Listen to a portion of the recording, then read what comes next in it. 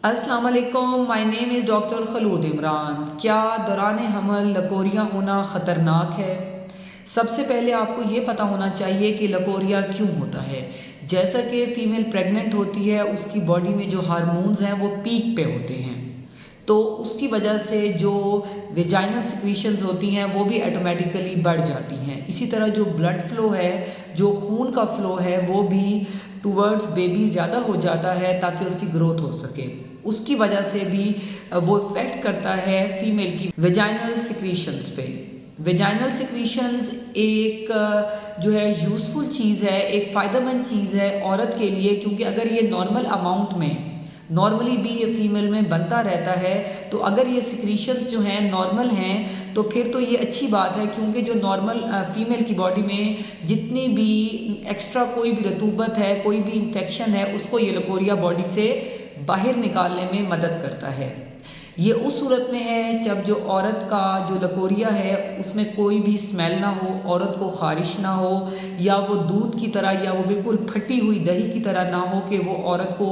जो है पेन भी कर रहा है, डिस्टर्ब भी कर रहा है। अगर ये अलामात नहीं है, वो सिंपल है, प्लेन है, उसमें कोई स्मेल नहीं है, इट्स मीन कि ये एक अच्छी चीज़ है, यूज़फुल चीज़ है।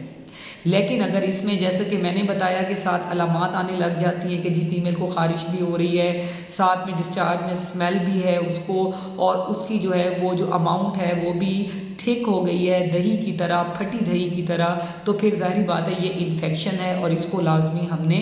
ट्रीट करवाना है। तो अगर आपके साथ ये अलामात हैं तो फ़ौरन आपने अपने गायनेकोलॉजिस्ट के पास जाना है ताकि वो आपका स्कैन करके बच्चा भी देख लें, लाइकर की अमाउंट भी देख लें और आपको साथ साथ लकोरिया का इलाज भी दे दें। और आपको साथ में थोड़ा सा ये भी बताती चलूँ कि अगर लकोरिया इन्फेक्टेड है तो फिर ज़ाहिरी बात है आपको आईवी यानी कि रग के थ्रू टीके या औरल एंटीबायोटिक जैसे कि आपकी कंडीशन होगी वो भी दे देंगी डॉक्टर साहिबा, और साथ में जो है वो विजाइनल टैबलेट्स भी अवेलेबल है, पेसरीज हैं, क्रीम्स हैं, तो ये भी क्वाइट इफ़ेक्टिव हैं। जब भी फ़ीमेल को लकोरिया होता है दौरान हमल, तो मैं उम्मीद करती हूँ कि मेरे सेशन से काफ़ी हद तक फ़ीमेल्स को ये आइडिया हो गया होगा कि अगर तो वो बिल्कुल क्लियर है तो उसमें कोई वरिड होने की बात नहीं, वो नॉर्मल है। लेकिन अगर उसमें किसी किस्म का इन्फेक्शन और सिम्टम्स आ रहे हैं तो फिर आप फ़ौरन रब्ता करें, और आपने इसकी अमाउंट पे भी आँख रखनी है कि अगर तो लकोरिया थोड़ा है, इतना कि भई वो जो है फ़ीमेल को बहुत ज़्यादा डिस्टर्ब नहीं कर रहा, लेकिन अगर बहुत ज़्यादा है कि वो जो है फ़ीमेल की बॉडी से बहुत ज़्यादा पानी जो है वो निकल गया है, तो फिर ये लकोरिया नहीं है। इसका मतलब ये है कि औरत के गिर्द जो पानी की थैली है वो फट गई है। उस सूरत हाल में भी आपने फ़ौरन डॉक्टर से रब्ता करना है, क्योंकि अगर इसको भी ट्रीट ना करवाया जाए तो फिर एक टर्मिनोलॉजी है जिसको हम कोरियो एमनियोइटिस कहते हैं, जिसमें जो बच्चे के गिर्द झिल्ली होती है कोरियोन और एमनियोन की, उसमें इन्फेक्शन हो सकता है, तो जिसकी वजह से औरत को वक़्त से पहले दर्दें लग सकती हैं, बच्चे की प्री टर्म डिलीवरी हो सकती है। तो इस सूरत हाल में भी वो आपकी जो भी वीक ऑफ जेस्टेशन है उसके ऊपर आपकी जो गायनेकोलॉजिस्ट हैं वो फ़ैसला करेंगी कि आइदर इसको अभी हमने कंजर्वेटिव रखना है यानी कि एंटीबायोटिक्स पे ट्रीट करना है, या हमें मोड ऑफ डिलीवरी डिसाइड करनी है,